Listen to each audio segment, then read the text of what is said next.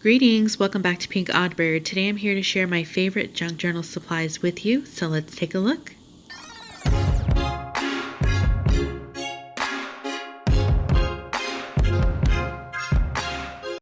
Miss Dolly at GipsyrosePaperie and I decided to do a little tag team, and this is just a little video where we wanted to come and share our favorite junk journal supplies with you. So in this video you'll be able to see mine, and then I'll pop her link down below so you can go over to her channel and watch her favorite supplies as well.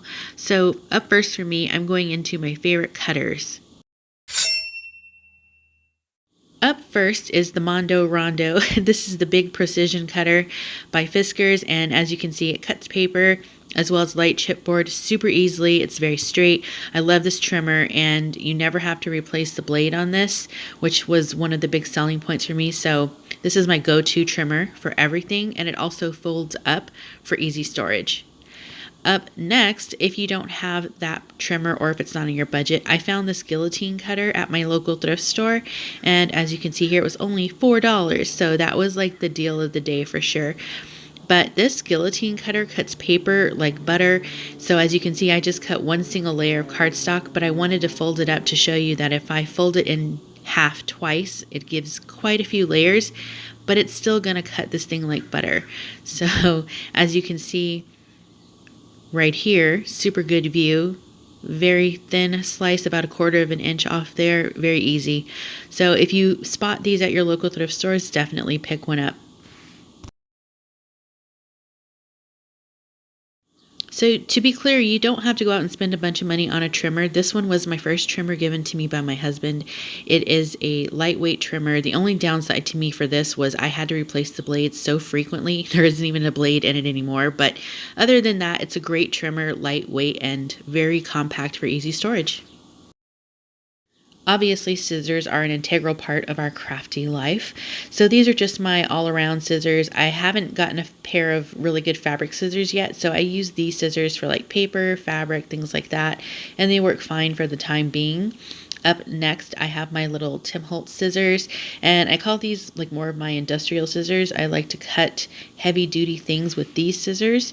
One of my favorite things to do is actually take buttons out and pick one and then drop the button, pick it back up, and I like to cut the shanks off the backs of these buttons with my Tim Holtz scissors because it absolutely doesn't do any damage to the scissors, and it cuts the shanks off super easy, and yeah, and they're also non-stick, so that's a great thing as well.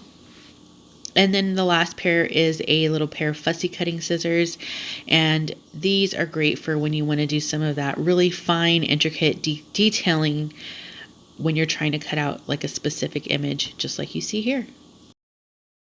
So I hope you found this little cutter segment useful for finding different things and tools that you can use to get your papers and chipboards and fabrics and such cut.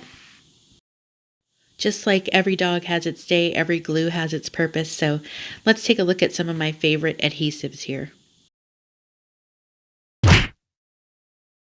First up is a glue stick, and there are two different kinds of glue sticks that I like to use. They're both Elmer's brand, and the first one is this Craft Bond, and there's another one that also says Extra Strength. Both of those are really good for the paper crafting projects that we typically do.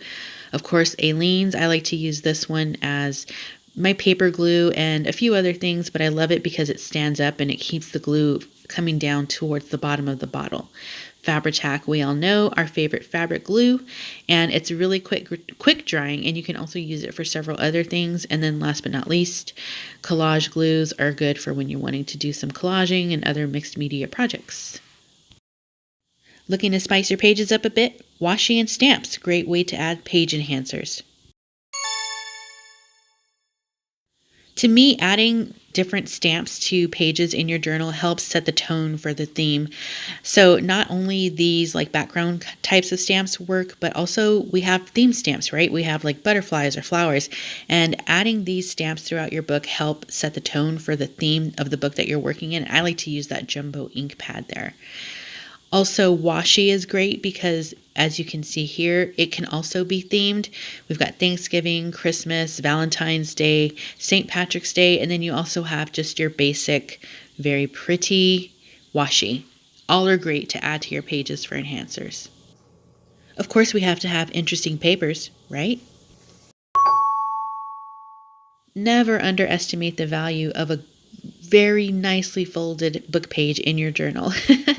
As you can see, I've been tearing out of this book for a while, and then my buddy Priscilla also sent me this folder that she filled up with book pages that have just basically been folded different ways, and they're like blank canvases. You can do so many different things to these. You can add scraps, you can add fabric, you can add digital paper, you can add embellishments, you can add distress inks, you can spray them, paint them. There's so many things that you can do to dress these up and add them into your books.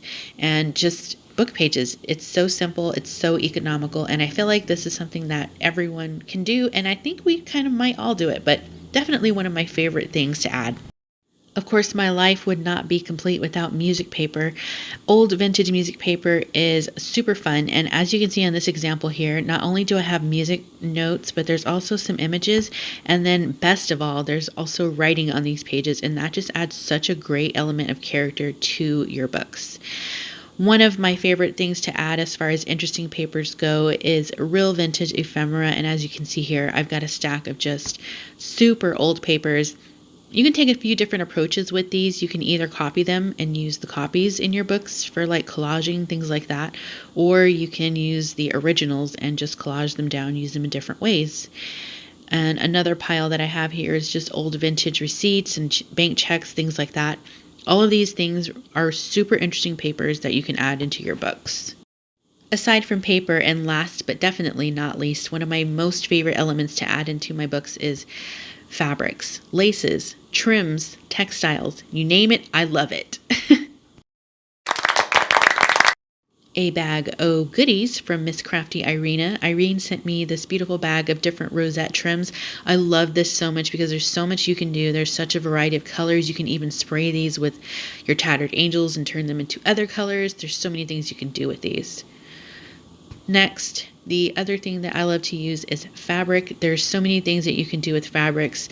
As you can see here, like this beautiful fabric with all of this print, you can turn this into a beautiful cover. You can add it as an element into your books. I love it so much.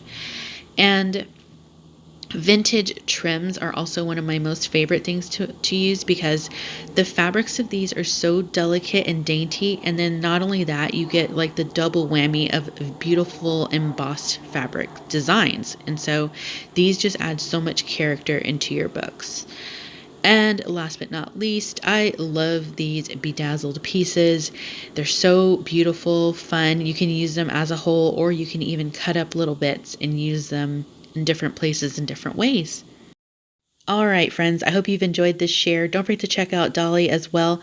That's going to wrap it up for me for now. Be sure to stay tuned because you never know what direction this autoflock of ours is heading into. And until next time, toodaloo.